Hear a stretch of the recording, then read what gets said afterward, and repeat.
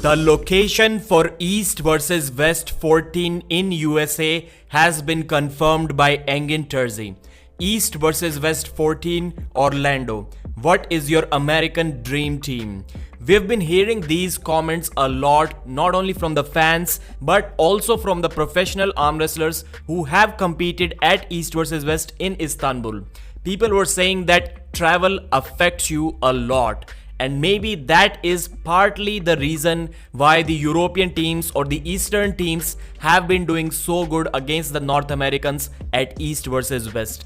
Now the tables are going to be turned. If the matches are kind of somewhat equally balanced as they were before, maybe the European team, the Eastern team, was always the favorite before the event actually happened, but the gap wasn't that big, at least in the predictions. So if the case is same this time as well, and somehow the North American team wins for the first time, it would mean something. Maybe travel does affect you a lot, but it is something that you sign up for when you become a professional athlete. Every single sport, every single athlete has to deal with it at some point in his life if he's at the top level. But before that, East versus West 13 is going to be on July 6th. It's an amazing time for arm wrestling. We get to see at least 10 good quality pay-per-views every single year. So lots of positive things ahead of us. But not everything has been positive, as we will talk about in the next news. Zurab Tavberidze posted this on his Facebook and Instagram. I finished my arm wrestling career. Some people are saying that it's an early April Fool's joke. I hope it is the case, but doesn't seem to be that way. But the good thing is that arm wrestlers do retire many times and then they come back. So I think if Zurab Tavberidze isn't joking around here, then still he is not serious enough, or at least I hope so, that he will return back to arm wrestling and we will see him once again. He did not give any explanation why he wants to quit or why he has already quit arm wrestling. Zurab is a former WAF World Champion and he is a 16 times medalist in World and European Arm Wrestling Championships. But the first big breakout match that kind of popularized him to the arm wrestling community was the East vs West 2 February 2022 match against Ron Bath, the legend of arm wrestling. Zurab ended up winning that super match 3-2, and that match till date stands as one of the top 3 best super matches at East vs West. And after the match, Zurab made some comments saying that he recovered from the COVID illness, which was quite severe, and he was maybe not more than 80% while facing Ron Bath, and he still defeated him. That made many of us believe that he may be at a different level.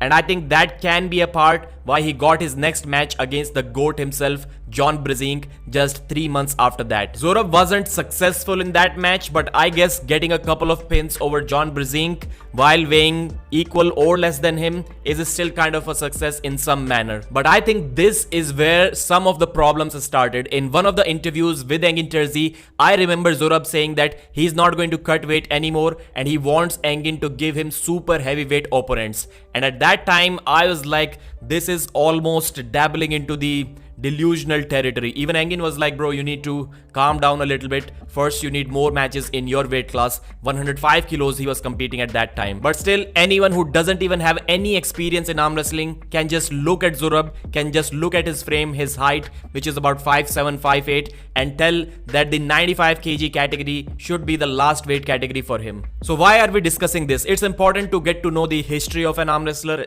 especially the recent history. And I think the arm break at AMC could have meant a lot. That was, in my opinion, the best moment of Zurab's career when he won the 95 kg AMC class in a stacked class. That was no less than any WAF championship, even though there were mainly Russian arm wrestlers only, but there were top tier arm wrestlers. And the next time when Zurab was defending the title and was about to win maybe $10,000-$15,000 once again, Artem Tainov applied too much pressure that broke Zurab Tavberidze's arm. And since then, he has not been able to compete on the right arm, which is obviously a blow, and he even lost his left-handed match. So while he was at his peak, things started going downhill for him. Yet, I'm quite sure that we are going to see him back on the table once again. So Devon Larratt, as we all know, is pretty serious about this LEVAN Saginashvili match, and which makes me wonder about one question which I list towards the end of this video. So Devon said, I know that he's bigger, I know that he is stronger. I know that he's younger.